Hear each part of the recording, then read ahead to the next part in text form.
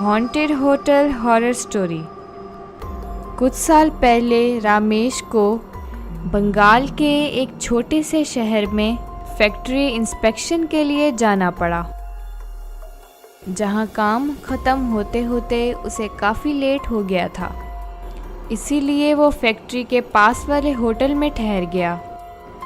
जब वो वहां पहुंचा तो रिसेप्शनिस्ट ने उसे बताया कि सारे रूम्स फुल हो चुके हैं। काफ़ी रात हो चुकी थी और बाहर बहुत ज़्यादा ठंड थी। उसे समझ नहीं आ रहा था कि रात के उस पहर वो कहाँ जाता। उसने रिसेप्शनिस्ट से बहुत रिक्वेस्ट की और उसकी लाख मिन्नतों के बाद रिसेप्शनिस्ट ने उसे 6th फ्लोर पर एक रूम दे दिया। पर रूम में जाते जाते रिसेप्शनिस्ट ने रामेश को एक बात बोली, जिसे सुनकर रामेश को थोड़ा अजीब लगा। वो बोला कि आप अपना रूम 12 बजे के बाद बिल्कुल ना खोलिएगा। रामेश ने उसकी बात पर बिल्कुल ध्यान नहीं दिया और उसे पानी की बोतल भिजवाने के लिए बोलकर रामेश अपने रूम में चला गया। रामेश इतना थका हुआ था कि उसे कब नींद आई उसे पता ही नहीं चला। वो सो ही रहा था कि अचानक से उसके दरवाजे पर ठक ठक हुई। उसे लगा कि पानी की बोतल आ गई। उसने उठकर देखा तो कमरे में बहुत अंधेरा था और होटल की लाइट भी चली गई थी। जब उसने दरवाज़ा खोला तो वो बिल्कुल नींद में था। उसने टाइम पर बिल्कुल ध्यान नहीं दिया। दरवाजे पर एक आदमी था जिसका चेहरा सफ़ेद चादर से ढका हुआ था।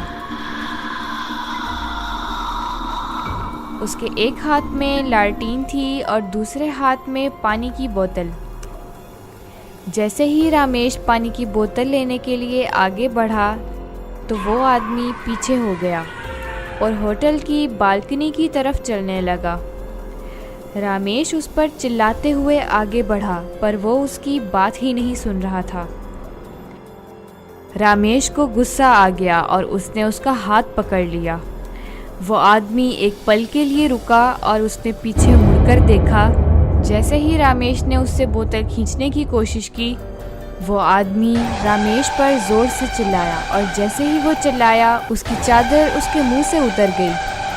रामेश ने उस वक्त जो देखा वो देखकर वो हक्का बक्का रह गया। उस आदमी की आंखें नहीं थीं और उसका सर ऊपर से खुला हुआ था। उसका चेहरा इतना बिगड़ा हुआ था कि रामेश एकदम से बहुत घबरा गया। रामेश जल्दी से अपने कमरे की तरफ भागा। रामेश ने देखा कि 1:30 बज रहा था। तब उसे रिसेप्शनिस्ट की बात याद आई। तभी रामेश के रूम में दोबारा ठक ठक हुई। इस पर रामेश ने दरवाज़ा नहीं खोला और रिसेप्शन पर कॉल लगाई।